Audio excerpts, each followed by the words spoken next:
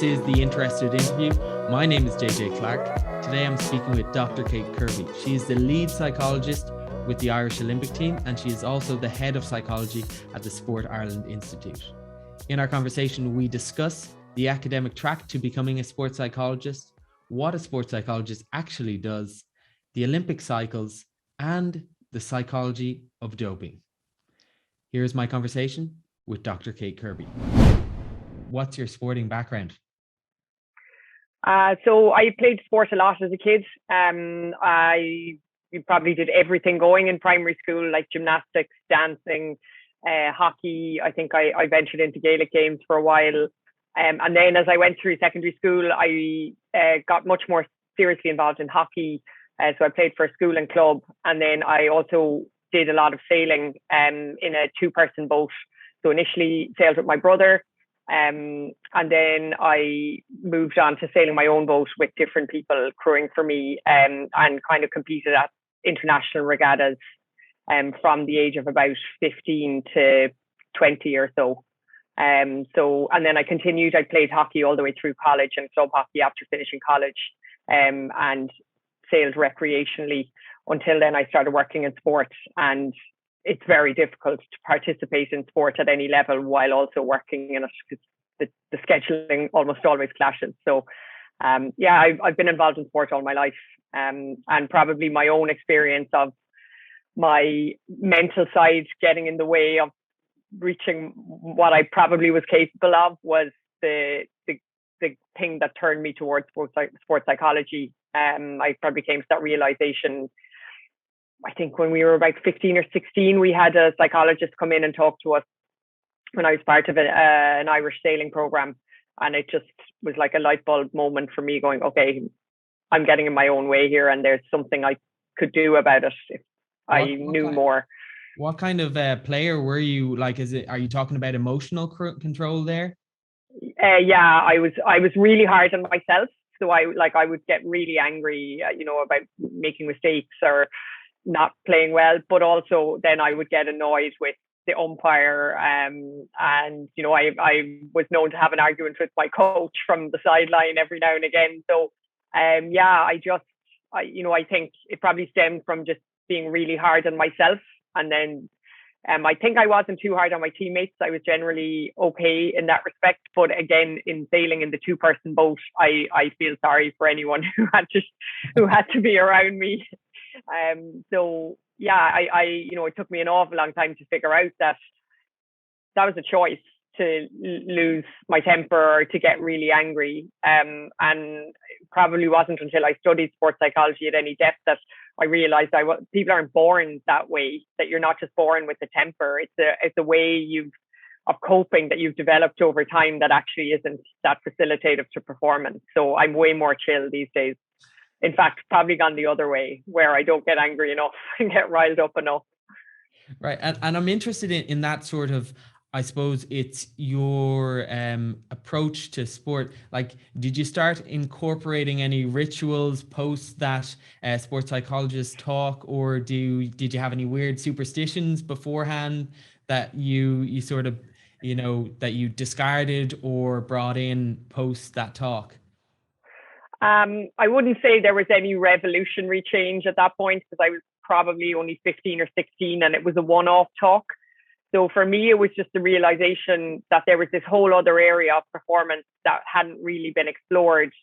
And I probably didn't make any really huge change until I started to study it myself and understand it more. So I guess I could have probably been a bit proactive in the intervening years in learning more. But again, like that was the mid-90s. Like, sports psychology was virtually unknown at that stage, and it was pretty forward thinking actually of the sailing organizers to bring someone in at that stage, because there was probably only 2 or 3 sports psychologists in the country. So it was not until I went, and even like I did an undergraduate psychology where there was very little around sports. It really wasn't until I went to the UK to pursue my master's that I properly understood how to bring in those things you mentioned, like rituals, breathing, various things like imagery and goal setting, that actually I started to understand how to apply that stuff. But by then I probably was competing less. So it came a bit late in my own sporting career, although I have taken up tennis in the last 4 or 5 years. So I'm trying to practice what I preach, not very successfully, but I'm getting there. And I think it's that kind of, everyone has that, and every athlete anyway has that sort of forlorn look back where they're like, if I knew this when I was 12 years old, I would like practice my skills, everything like that. I suppose a lot of people watching and listening would be interested in the academic track to getting where you are. Could you briefly sketch that? Yeah, so I guess for people who know that they want to specialize in sports psychology, there's 2 routes in. So you can do a pure undergraduate degree in psychology and then do a master's in sports psychology, or the other training route is through an undergrad in sports science and again a master's in sports psychology. But that second route of the sports science route, which actually would be probably more typical, it's becoming harder and harder to get accredited in different countries with the sports science background, because the term psychologist is becoming more tightly protected. And one of the prerequisites in a lot of countries is that in order to use the term psychologist in your professional title, you need to have your undergraduate in psychology rather than sports science. So there have been 2 routes historically, and there are still 2 routes in Ireland. But I'm not sure how long that will be the case. It's certainly closed down a lot in the UK, in the US, and in New Zealand and Australia. And do you have to do sort of hands-on training, like practical with a like national level? Is there like an hour count that you need? So again, it varies from country to country. It's not really standardized. And in Ireland, we're pretty unregulated in comparison to other countries. So at the moment, there isn't a national regulatory body for sports psychology. So you have the Psychological Society of Ireland, but they really only offer chartership, which is, for people who are practicing as clinical psychologists and would have a training route through that. Or people who've done PhDs can also get their accreditation through the Psychological Society of Ireland. And unfortunately for sports psychologists, there isn't a training route. So it's probably where the profession falls short, in that when people are finished their masters and the last day where they hand in their thesis, there isn't really a place for them to go. So there isn't a training route then that they can join, or any specific supervision pathway or anything. So right now anyone could set up pretty much as a sports psychologist. The only accreditation that exists in the South is through the Institute of Sport, and at the moment that requires 200 days, I think, at high performance level sport. So again, as you can imagine, if you've come out of your masters, it takes quite a while to build up 200 days of practice. So really, that isn't a pathway into the profession. It's more of a gold standard of people who are already experienced enough to work at Olympic level. Right.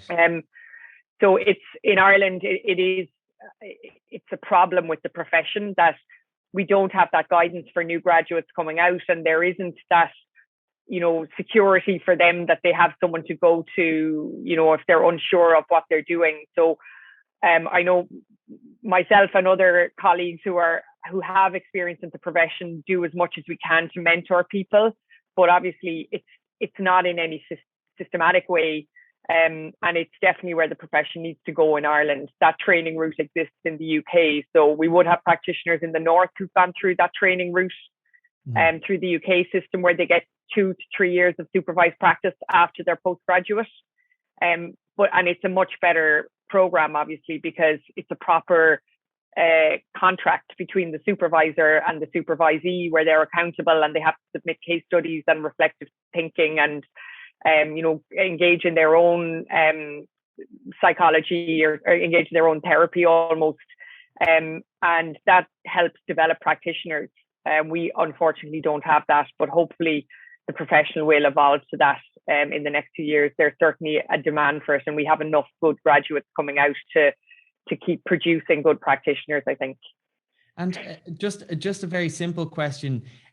What does a sports psychologist do? So I'm an individual athlete coming to you, and I've never like I'm amateur, but I want to improve my game. I'm a rugby player. What's the first port of call? So there are different models of service provision. So what you're describing there is probably the most the earliest evolution, where it was not dissimilar to going to a therapist, where you have an athlete who comes in, they sit in a consultation room for an hour and talk to a psychologist about certain things that might be inhibiting their performance or certain things that they want to develop, and they go away with some action points or things to implement. So it's also not dissimilar maybe to going to a technical coach, going to a golf pro for a lesson. You stand with them for an hour, they look at your game, they identify areas of improvement, and they make some suggested changes. So it would follow that one-to-one model. And a lot of amateur sports people, the work I do with them follows that model, because they don't have a place that I could go to deliver the sports psychology. If they're a rugby player for a club team, they're only meeting once or twice a week. They don't have a professional backroom staff. There's no contract. So it is really a contract between me and the player. As you get up to the more elite level, the psychologist becomes a much more embedded part of an organization. So if I'm working with an Olympic sport, I'll have relationships with all of the stakeholders in that sport, not just the athletes. So I will attend staff meetings. I regularly communicate with the coach and may even provide support to the coach. And also obviously have worked closely with the physio and the strength and conditioning, the doctor, the nutritionist, where we all understand what each other are working on, and we understand the needs of the athletes or the performance questions that need to be solved, and how we all can help to work together to solve it, rather than working in our own little silos and not thinking in a joined up way. So it usually depends on the level of the sport and the degree to which I'm embedded into the program, and also obviously on the budget the sport has to allocate towards psychology. Often it may be for a club team that they get more value from having someone in to deliver a series of educational workshops, and then the coach and the other staff who are there on a more regular basis can help to implement those learnings if the psychologist isn't around day to day. And is it better for you to encounter these athletes, let's say, for example, elite athletes, at a younger age when they haven't picked up these bad habits? Do you want to get in there nice and early? I would love that to be the situation. Again, the system in Ireland has really evolved, and it's improved significantly. Even in the last, between Rio and Tokyo, there was much more psychology embedded in different sports. We had a much greater presence of psychologists in Tokyo compared to Rio. But really, we're still doing it in a bit of a top-down fashion, where we're delivering psychology to people when they're already successful in a lot of instances. So they've reached Sport Ireland carding level, or they've already gone from, they've got a Leinster contract, and then they start getting psychology support. But it would make way more sense, as you said, if we got to people when they're 12 upwards and able, they're cognitively capable and mature enough to start learning those simple lessons, so that we're not undoing a lot of years of bad habits and unhelpful ways of thinking by the time they're adults or senior athletes. And I remember being at a conference a few years ago where it was someone from New Zealand who's in charge of those development pathways, and said that what they try to do is to put their best coaches working with the development athletes, rather than have their best coaches with the Olympic champions. Actually, most people who are Olympic champion level are fairly self-sufficient. What you want is the really, really good coaches to be the ones nurturing the athletes on the way up. And I think the same probably applies to service provision. That's so interesting. And I'm interested because you're in that, you're at the coalface with all these elite athletes. How do they differ from the likes of me, the amateur, just in mindset and approach? What do you notice? So, I think psychologists for many years have tried to identify the personality traits maybe that lead to world champions or Olympic champions. And really, there isn't any identifiable personality of successful athletes. But the things I've observed over time, and again, the literature would show it, is a really high tolerance for repetition, and a really I guess, like, being okay having a pretty mundane existence of doing the same thing day in, day out, and fixating on really, really small improvements, and getting satisfaction from those really tiny improvements. So they often have to be really detail oriented around their performance, and, just fixating on one tiny aspect of execution and repeating it over and over until they're satisfied. A lot of people just don't have the application to dedicate themselves to such small minutiae. I think the other thing they have to have is a willingness to be selfish. And that's not in a negative way. They have to make self-interested decisions. And I see a lot of athletes who actually really struggle with that. So while, it's not that you're a bad person, but in order to be really, really at the elite level, you need to make most of your life decisions with performance in mind. So, skipping your best friend's wedding, or, not going to your own graduation.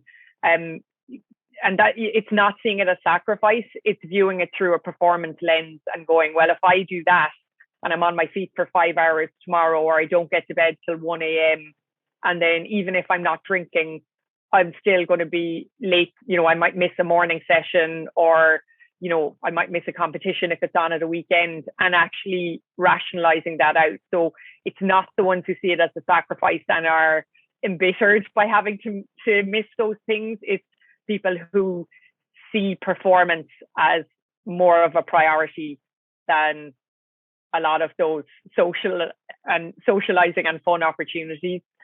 And then the last thing I would say is probably it's not a love of winning, because actually the irony of sport is the higher up you go in sport, the less you tend to win. So if you're a really good athlete in your club, like, you'll probably win the club championships and the autumn league and the winter league. If you don't move outside of your small locality, you tend to win a lot. As you progress upwards and you go to provincial and then national and international, the pool gets deeper and it becomes harder to get to the top. So actually, if you're only competing because you love winning, you won't progress much further than provincial level or national level, because it gets really hard to win at international level. So it's more about the love of the pursuit of winning and the love of competition, rather than the actual outcome of winning in itself, if that makes sense. It does, that sort of process orientation rather than results. And yeah, very much so. With I suppose that adjusting to failure, I imagine that because athletes, they do it full time, they're professionals, they're attaching their value to winning at times. Does that self-concept of value attributed to identity, is that hard to coach, that if you fail, you're not a failure? Is that a difficult line to tread? Yeah, it is. And, I think the realization of how important it is not to fall into that trap of being unidimensional, is becoming clearer and clearer in the last maybe 10 years or so, where that narrative of you need to fully immerse yourself in sport and not have any distractions in your life it's total nonsense.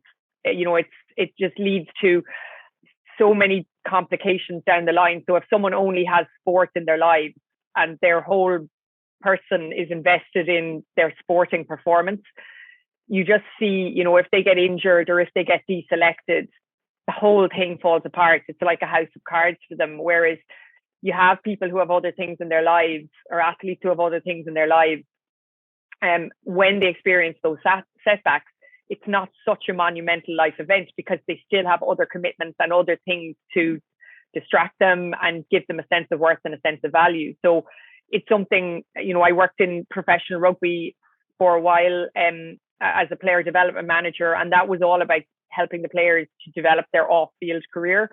And likewise at the Institute of Sport, we have a life skills team whose role it is to support the athletes with that dual career. So trying to pursue education or even part-time work or work experience while they're still competing. It helps while they're competing, but it absolutely pays dividends when the end of their sporting career comes and they actually have developed skills and interests outside of just being an athlete. Yeah, absolutely.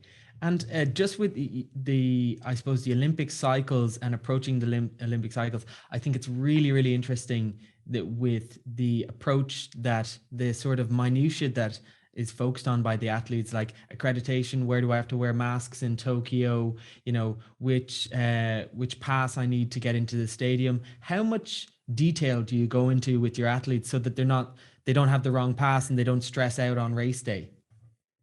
As much as possible, we try to insulate the athletes from those types of operational things. So we tell them stuff on a need to know basis as much as possible. So you're right, like it is a fine line between overwhelming them with information, but also preparing them for what's different. So the strategy that all of the psychologists who are working for Tokyo, the tactic we took was, well, let's highlight what's similar.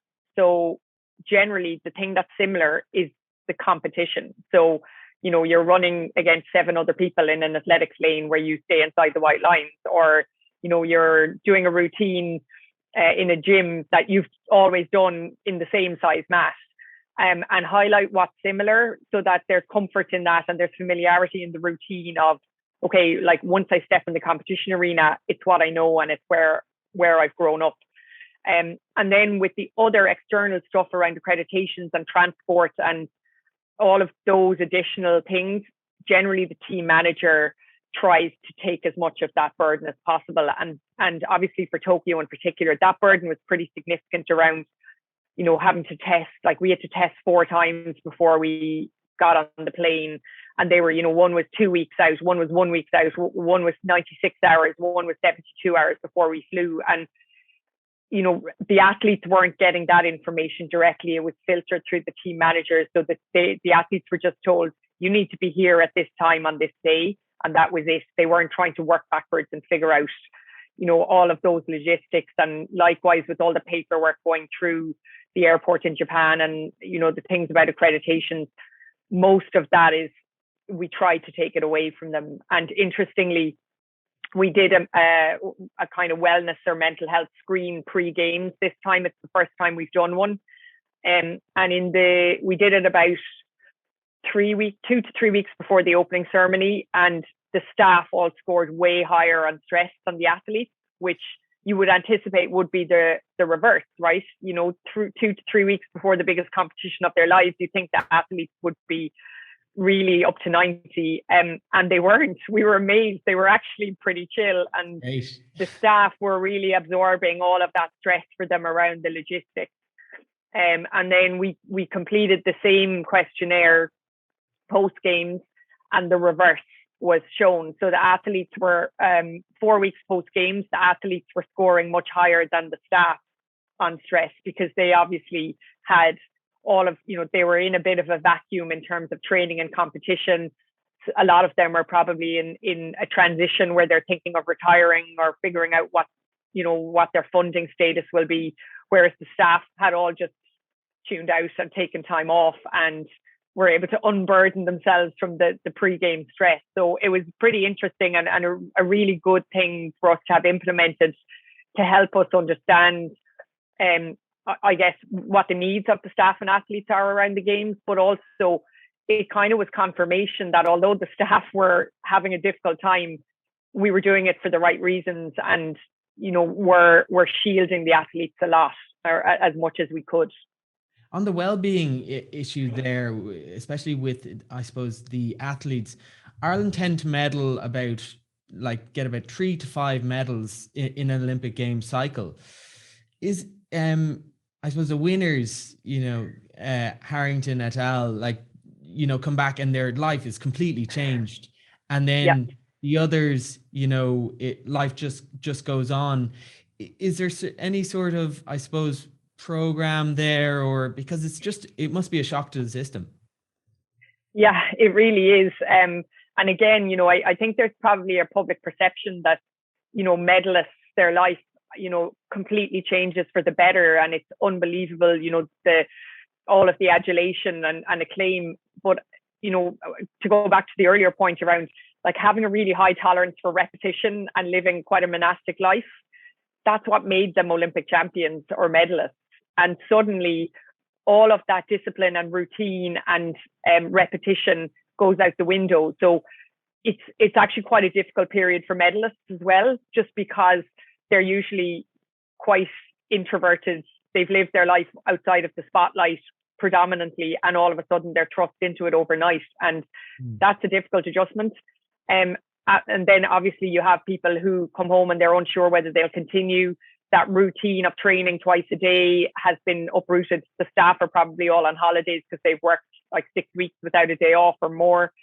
So that can be difficult. And even you also even just have athletes who are dying to get back on the horse and go again, but there tends to not be very many competitions between now and between the end of the games and the start of the next calendar year. So even for them, they're training in a little bit of a vacuum and without the social support of the people they would have had or they would have trained with. So we recognized all of those things and those difficulties probably after Beijing, actually, when the boxers in particular, Kenny Egan has been on record about his own struggles with addiction, and obviously we lost Darren Sutherland to suicide, and there was, it caused people to stand back and go, okay, what can we do better for these people when they come home? So since 2012, the Institute of Sport has had a post-games transition program. So it involves it's a team of psychologists and the life skills, so the off-field career advisors, where we offer quick informal check-ins after they compete, just to make them aware of what supports are available and make sure they have a plan for the next few weeks. And then we do a more detailed, not a performance debrief, but more kind of unpicking their Olympic experience and what they learned and how they've been doing since, and what they're looking to do going forward. And that's what's in place at the moment and what we're rolling out to all the athletes post games. And it also then obviously acts as a referral point for any other services if they have ongoing injuries or financial concerns or nutrition. They want nutrition input if they've stopped training as a full-time athlete. So it acts as a contact point to put other services around them as well. Just on that, I'm interested, I suppose, in when an athlete comes to you and there's some dire need, like they have an anxiety disorder or there's some requirement for psychiatric intervention, would you do a session with them or do you refer them on? What happens there?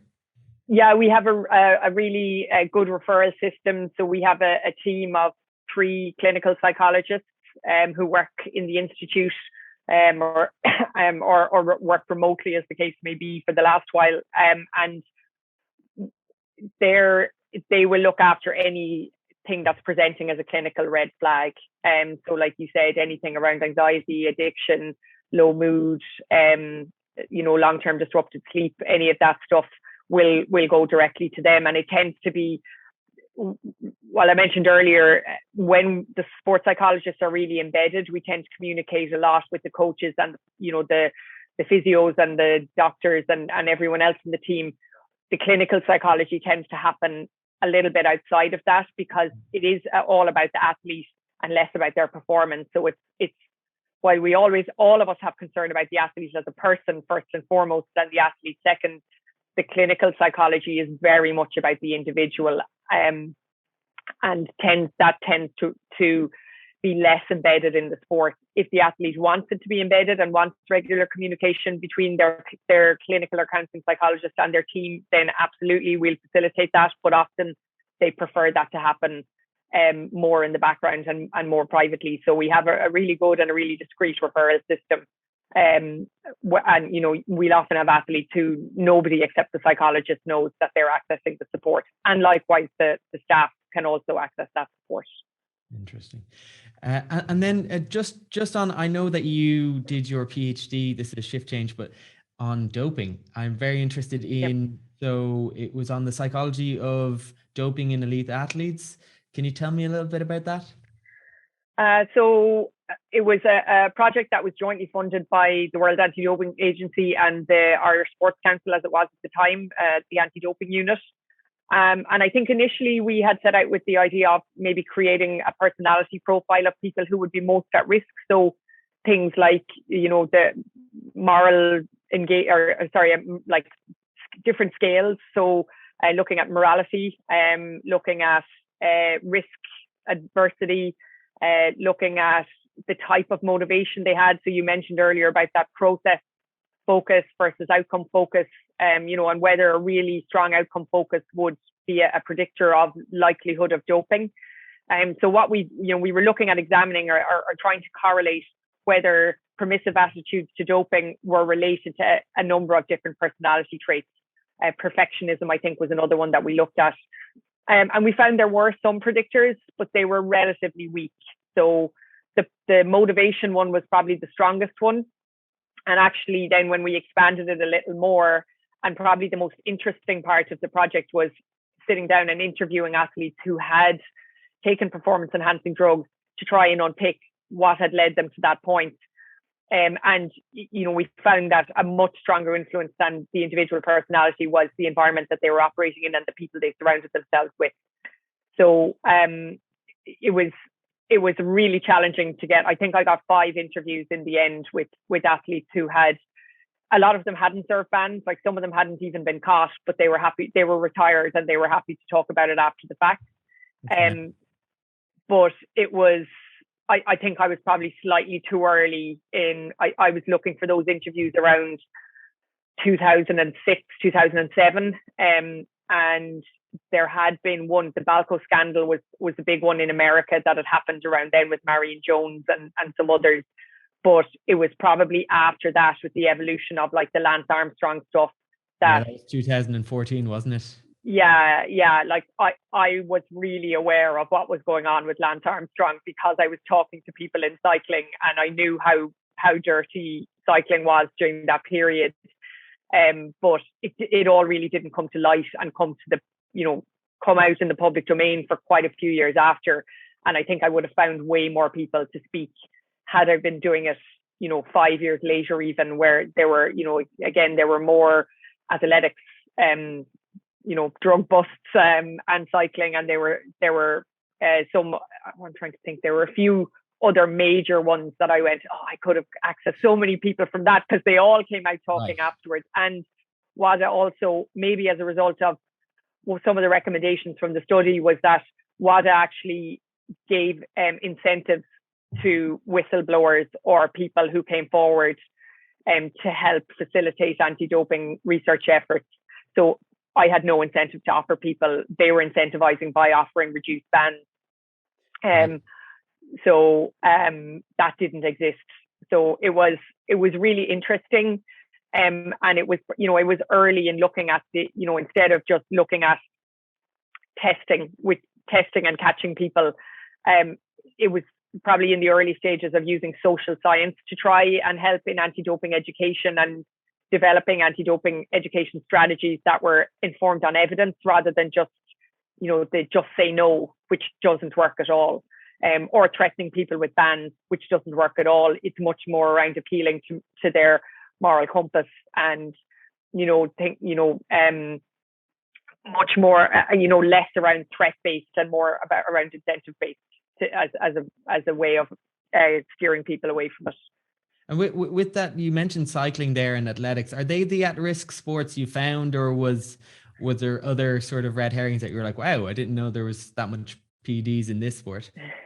I'm trying to think of my sample that I had was one weightlifter, one mountain biker, I think one athletics and 2 road biking. So, you can look at the stats, like Sport Ireland produced their stats of number of tests versus number of positive analytical findings. WADA produced it for, globally. So I did look at that and go, right, well, the likelihood of me being able to find people who have experienced doping in this sport is higher than this one. So I did try and find contacts in the sports that had those higher adverse analytical finding stats. The recruiting process must have been very difficult, especially at that time. And I mean, what is the psychology? You mentioned perfectionism and like a tendency towards outcome, like winning at all costs.